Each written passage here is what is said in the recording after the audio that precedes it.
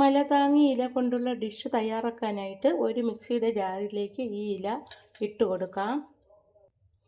ഇല നന്നായി കഴുകി വൃത്തിയാക്കിയതാണ്. അതിലേക്ക് നമുക്ക് കുതിർത്ത് വെച്ച പച്ചരി ഇട്ട് കൊടുക്കാം. പച്ചരി ആവശ്യത്തിനിട്ടാൽ മതിയാകും.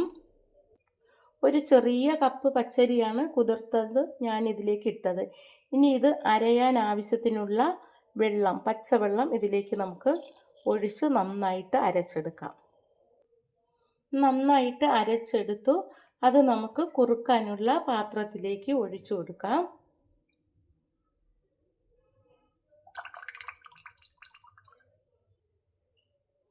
ഇതിപ്പോൾ നല്ല പച്ച കളറിലാണ് കിട്ടിയത്.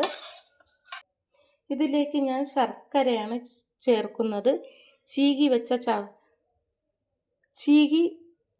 വെച്ച ശർക്കരയാണിത്. ഇതിലേക്ക് ഞാൻ ശർക്കരയാണ് ചേർക്കുന്നത്. ചുരണ്ടിയെടുത്ത ശർക്കരയാണ്. അത് നമുക്ക് അതിലേക്ക് ഇട്ട് കൊടുക്കാം. അതിലേക്ക് നമുക്ക് തേങ്ങാപ്പാൽ ഒഴിച്ചു കൊടുക്കാം.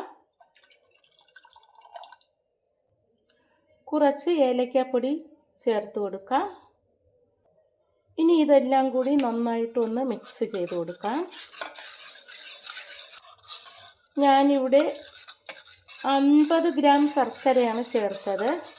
മധുരം കൂടുതൽ വേണമെങ്കിൽ കൂടുതൽ ചേർത്ത് കൊടുത്താൽ മതിയാകും. ഇനി നമുക്കിത് അടുപ്പിൽ വെച്ച് കുറുക്കിയെടുക്കാം. കുറുക്കിക്കൊണ്ടിരിക്കുമ്പോൾ കട്ടിയാവുകയാണെങ്കിൽ പാലോ അല്ലെങ്കിൽ കുറച്ച് വെള്ളമോ ചേർത്താൽ മതിയാകും.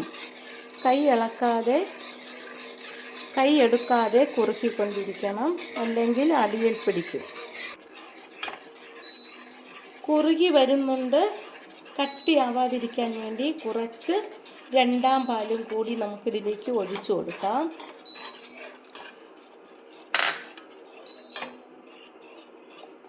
കട്ടിയാവാതിരിക്കാൻ വേണ്ടി കുറച്ച് രണ്ടാം പാലും കൂടി ഇതിലേക്ക് നമുക്ക് ഒഴിച്ചു കൊടുക്കാം.